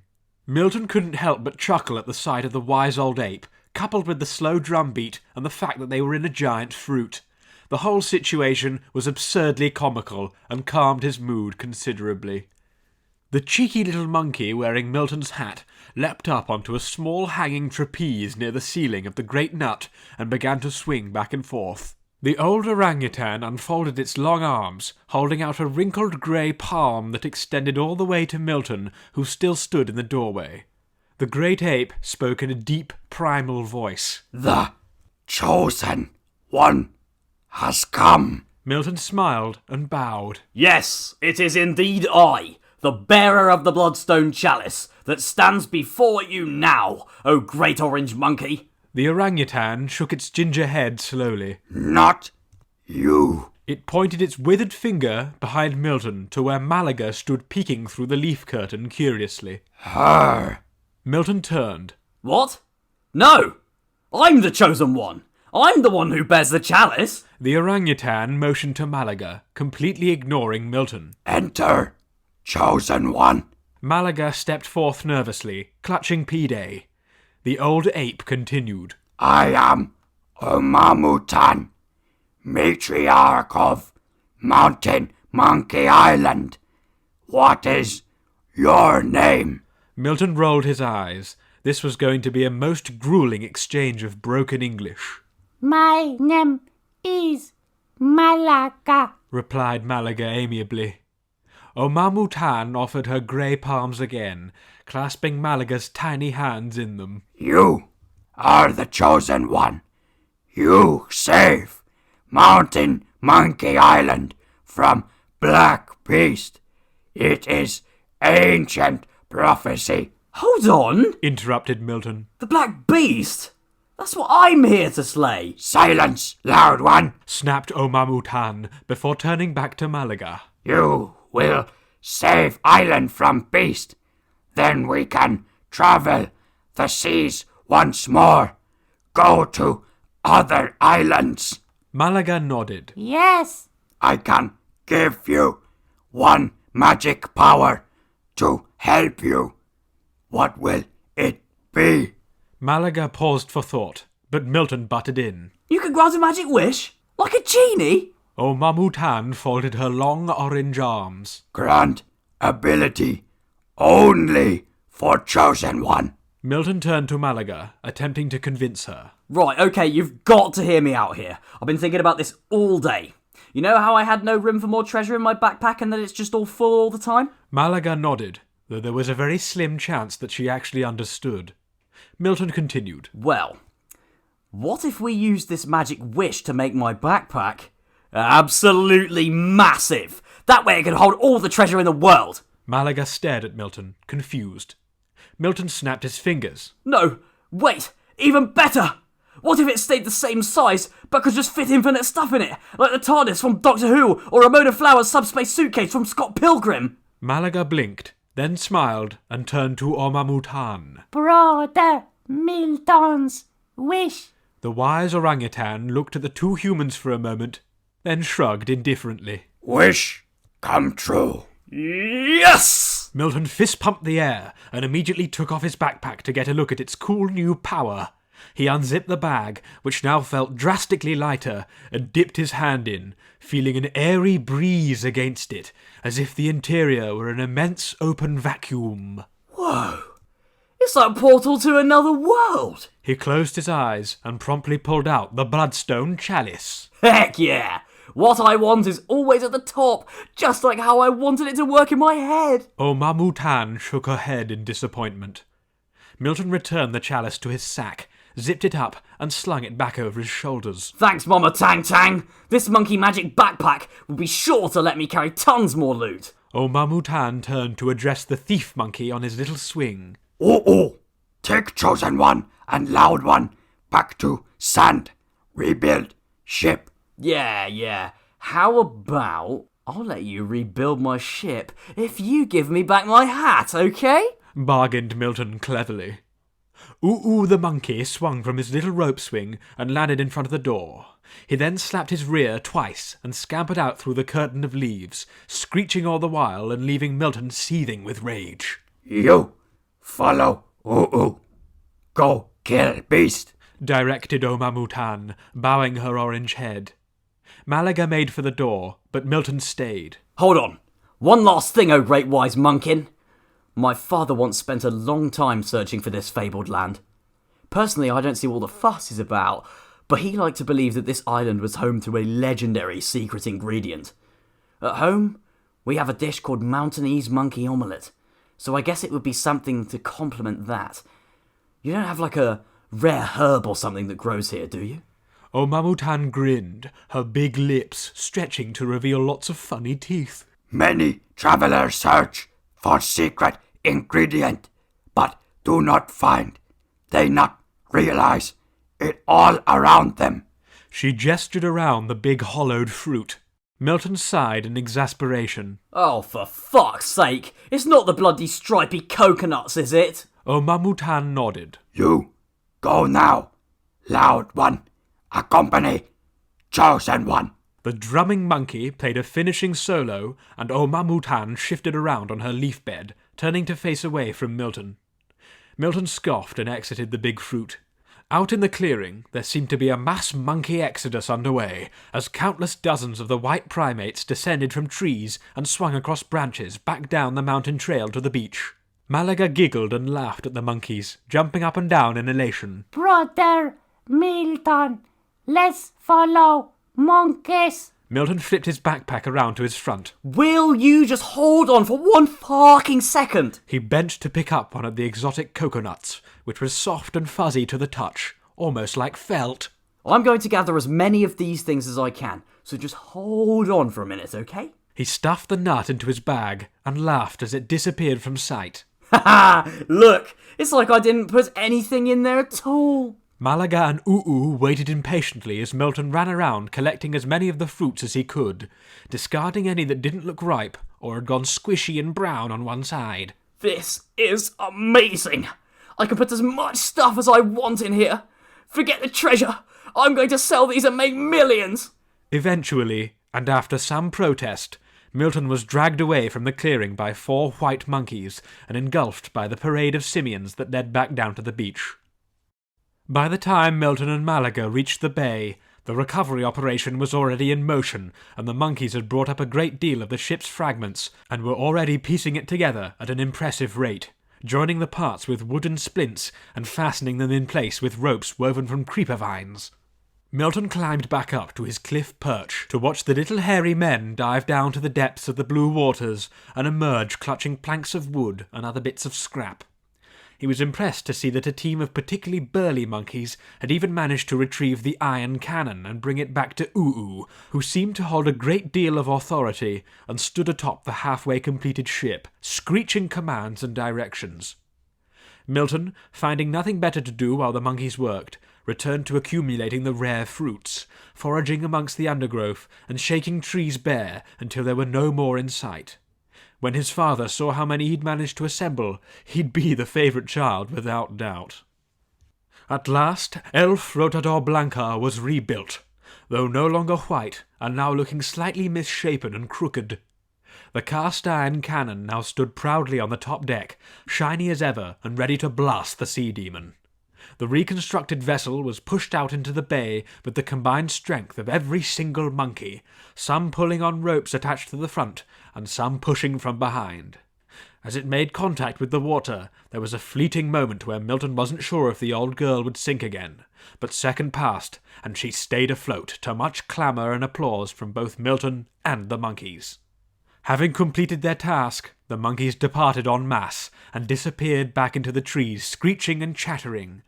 Málaga stood and waved the simians off. Bye-bye, monkey. Finally, Oo scampered past and discourteously plopped the sailor's hat back onto Milton's head at a jaunty angle, grinning widely and darting off into the trees. Cowards! Grimaced Milton. If they were truly of any use, they'd get on board and come and help us slay this beast. He adjusted his captain's hat. Right, let's set sail from this bloody island ASAP.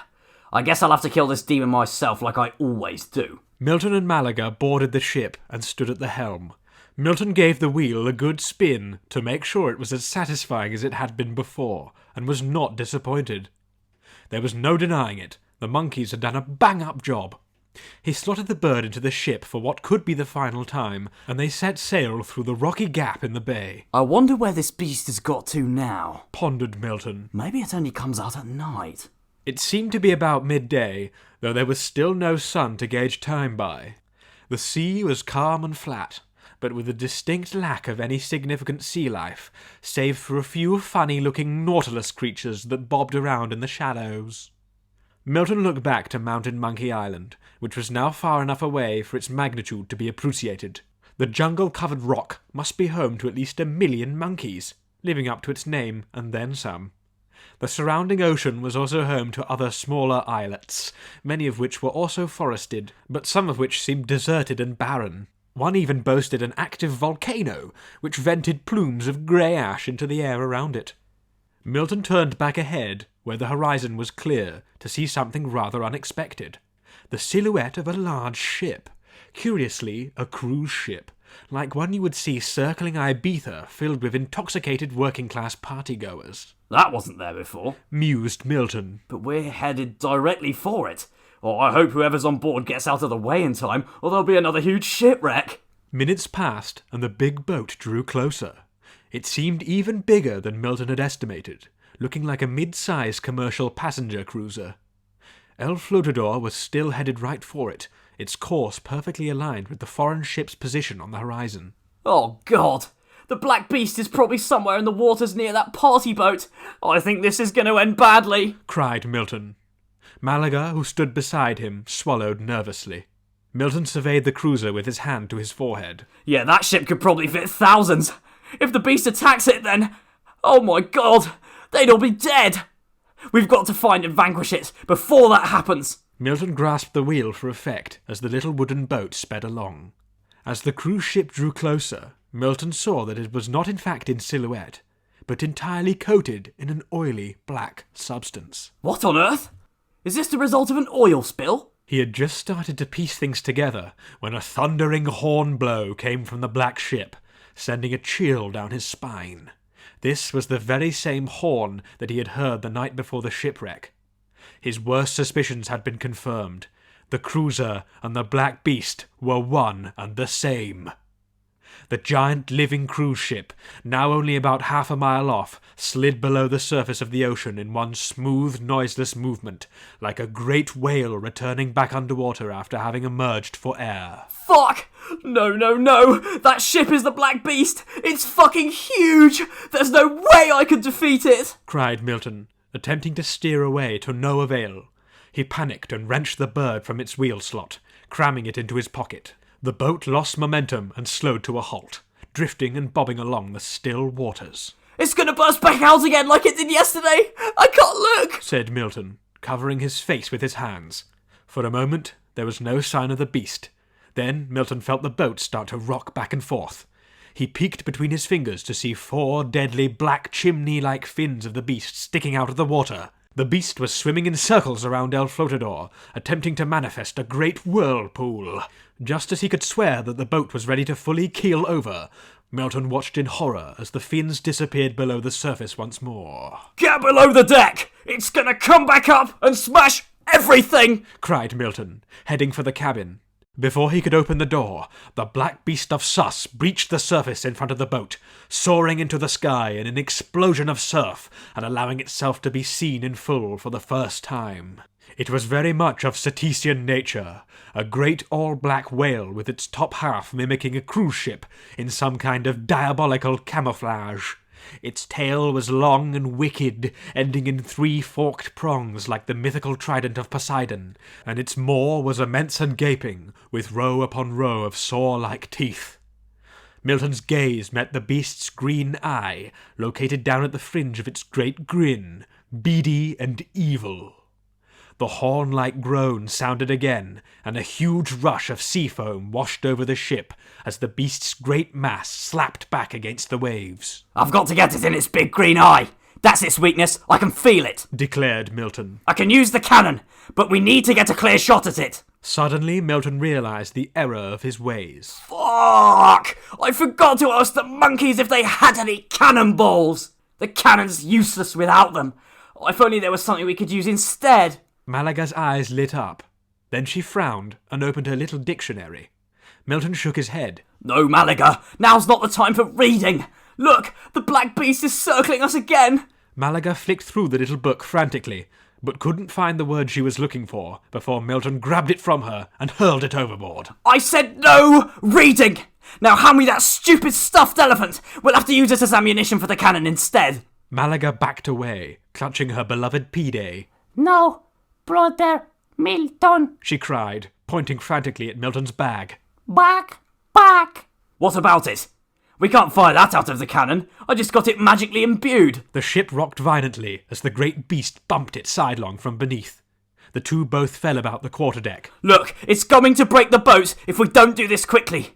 Give me the red elephant, goddammit! Milton went in to grab the plush toy, but Málaga resisted. Not. She cried. Milton gritted his teeth and yanked at the elephant's trunk. Oh, so now you're offending me, huh? Saying I'm nuts, huh? Málaga shook her head wildly. Brother Milton, not from bug. Another huge impact from the black Brobdingnagian beast rocked the ship, and Milton fell back again, suddenly realising what his sister meant. Oh, the stripy coconut fruits! Hey, I have an idea. I could use them as ammunition. Milton sprung to his feet and made for the little cannon, which had rolled over to one side of the deck on its little wheels. The black beast had surfaced up in front to get a good look at the challenging ship, exposing its lower portion, and most importantly, its big green weak point. Feeling a lot like Donkey Kong firing his legendary coconut gun in Donkey Kong 64, Milton pivoted the cannon to face the beast. He removed his backpack and withdrew one of the spiky fruits, hastily jamming it into the barrel. It was a perfect fit. He stood back, unsure of what to do next. Do I need to light it? How do cannons work? The black beast turned to face the little ship, its great jaws opening wide as if poised to consume the whole boat. Thankfully, the little cannon was of enchanted Puccanese origin and, like the boat itself, required no fuel. With a puff of white smoke, the cannon fired, sending the fruit flying into the beast's mouth, where it struck some terrible black gland at the back of its throat. The beast let out a thunderous moan and slid back below the surface once more, calling off its attack on El Flotador. I got him! Laughed Milton, running to peer over the bow of the boat. The beast was swimming downwards into the blue depths. There was no telling what its next move would be. Maybe Milton had hit it so hard that it was retreating. I'm going in, said Milton to Málaga, who had run to his side. Overcome by a sudden wash of courage, he removed his captain's hat and held it for a moment, then reluctantly placed it on his sister's head. You're the captain while I'm gone. Don't fuck everything up. If I'm down there for more than 10 minutes, assume the worst. Málaga nodded as Milton hastily stripped off down to his red H&M boxers and removed his bayonet from his backpack, which lay next to the cannon. Right. Milton exhaled deeply. Let's fucking do this. He leapt over the side of the boat and plunged into the water. To his surprise, it was strangely warm, about the temperature of a bath after it had been left for a few hours. By this point, Milton was well aware of the fact that he could not swim, but by Jove he could sink, and sink he did. Emptying all air from his lungs, Milton descended down through the crystal-clear water, his limbs spread out like a man-sized flying squirrel. The beast was below him, its giant powerful tail propelling it towards the sandy seabed about a mile down. Milton sank further, grasping his dagger, ready to land a strike on the giant sea demon. He was no longer the white-skinned floater. Now he was the white-skinned sinker. He had caught up to the black beast, which had changed direction and was trying to swim away to the left. Milton grabbed at the tip of its great forked tail and latched on, climbing along it as best he could against the great jet stream generated by the beast's movement, his Pakistanese dagger held between his clenched teeth. The horn-like moan echoed through the water, far louder than above the surface. The beast attempted to shake Milton loose, but he'd already made it to the rim of its faux cruise ship back, and was clinging on to the bizarre organic handrail that it had grown around it. Up close, it was far less convincing as a ship, and looked more like a dreadful mess of black blubbery tubes and wires. It would probably take a while to edge along to the beast's eye, but Milton had all the time he needed, for it was a little-known fact that he could breathe underwater, something he'd learned during his first maritime adventure back in Catalan Bay. Whether it was by some inherited Pakistanese gene or a freak mutation, he could not say, but this was arguably the moment when it had come in most useful. This, and scaring all the girls into thinking he'd drowned in the river. Milton passed by a great black fin and looked around. He saw that the beast was once again headed back up to the surface, and could see the underside of the El Flotador just above. If he didn't act quickly, it would be reduced back to scrap from the impact of the surfacing beast, and he'd likely lose all the cool stuff in his backpack. Milton plunged his dagger into the area below the fin, and a great moan came from the beast as a cloud of dark green ooze poured forth from the wound. Milton clung on tight. He could no longer see anything through the beast's haze of blood. There was a sudden rush of water, and he felt the sweet kiss of fresh air on his body. The black beast had surfaced. Milton breathed in deep and opened his eyes. He was now on board the evil living ship. But navigation to the beast's head would not be easy. A mesh of black veins and organic cables covered every surface and shifted erratically. He took a step forward and found that one of them tightened around his leg. The beast was fighting back. Unable to move, Milton looked back to El Flotador, where he could see the tiny form of Málaga manning the little cannon. One of the black tendrils that made up the railing moved to coil around Milton's arm, leaving him defenseless. Only his sister could save the day now. Milton watched with concern as she clumsily loaded another fruit from his bag into the cannon and aimed it at the frontal portion of the beast. He swallowed. She probably only had one shot at this before the beast tore her and the boat to pieces. She ran back and covered her ears as the cannon fired. The spiky fruit shot through the air, but Milton was unable to see if it hit or not, due to his position. The loudest groan yet came from one of the funnels above Milton, deafening him temporarily and covering him in a black mucousy substance. Evidently, it was a direct hit. Milton struggled free of the slackened tendrils and dived off the side of the wailing beast to escape the infernal drone. He surfaced quickly and swished his hair around, getting rid of the black ooze. He turned, treading water as best he could, to see the black beast of sauce turn slowly onto its side. The fruit had lodged itself directly in its big green eye, and dark green blood poured out from it and spread slowly across the water.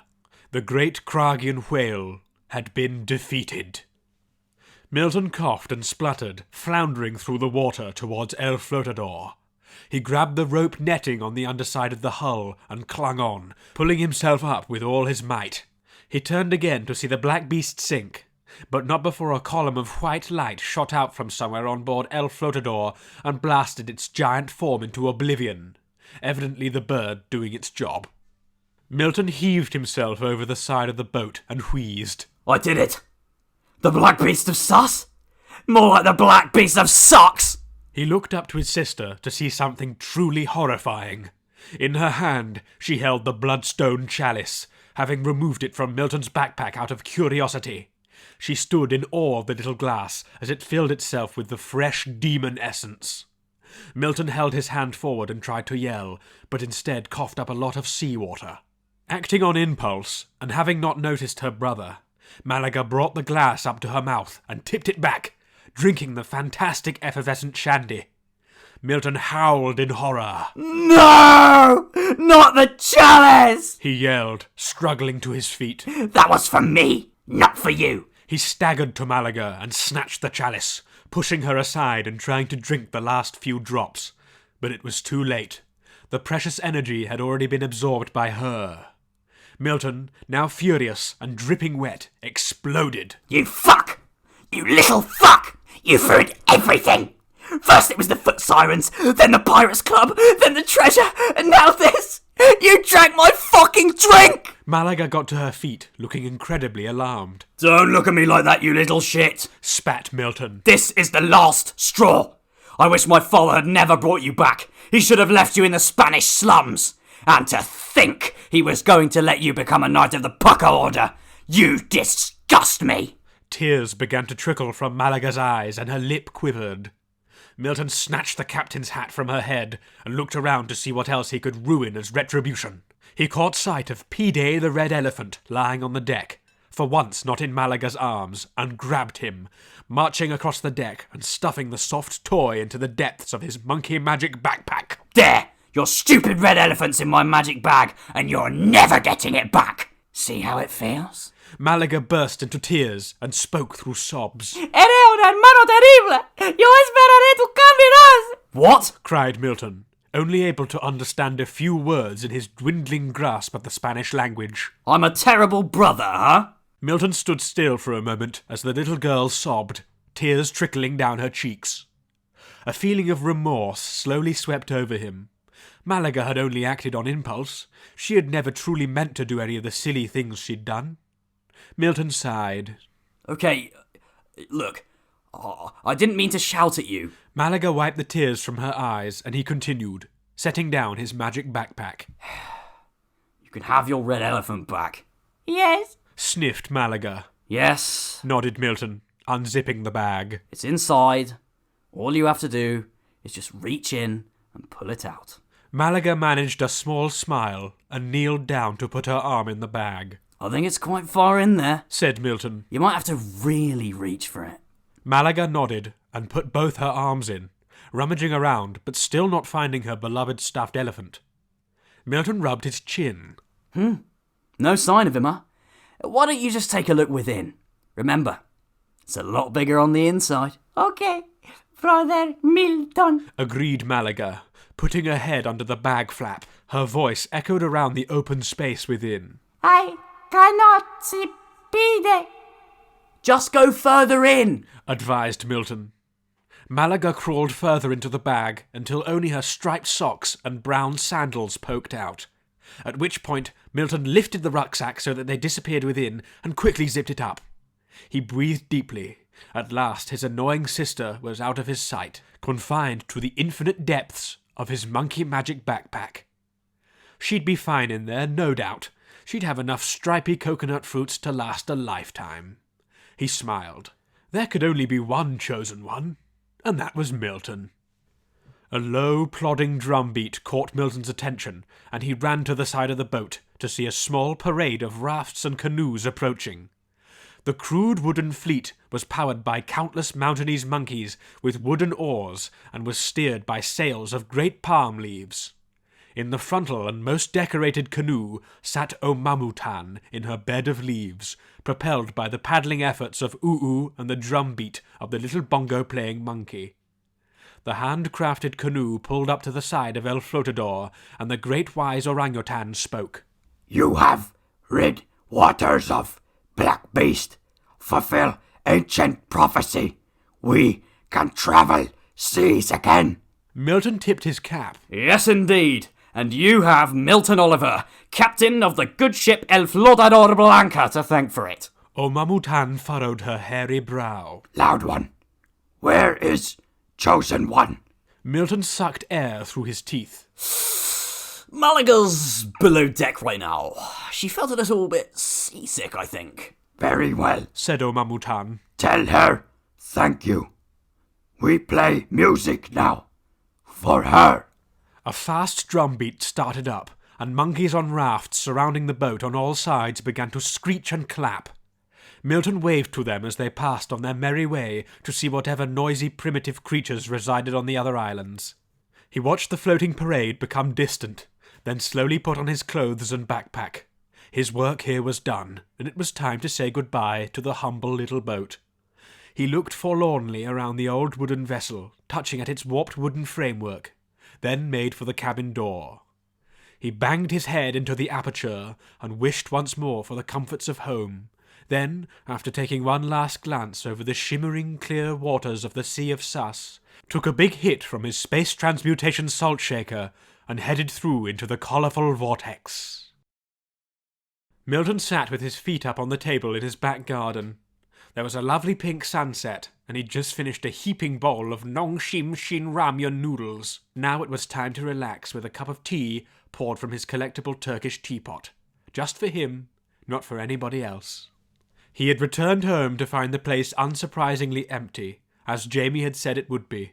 He wondered where his father was, and if he would mind about Malaga's current whereabouts. He turned to smile at the magic backpack, which lay on the grass next to him. If Jamie asked, he would just say that she'd decided to stay with the Mountainese monkeys. Simple as that. Milton removed the bird from his pocket, and called for his father a second time, deciding that there was no time like the present. His dad would surely be thrilled to hear that Mountain Monkey Island and its secret ingredient were real. As expected, the same message as before played. Hi, you've reached TV chef and pucker elder Jamie Oliver. I can't answer your summons right now, but you can leave me a message. Milton returned the bird to his pocket before the recording could finish, and sighed, sipping his tea and staring at the black seaman's cap that lay in the centre of the table. He would just have to do things his own way for a while now. And why not? After all, he was Captain Milton.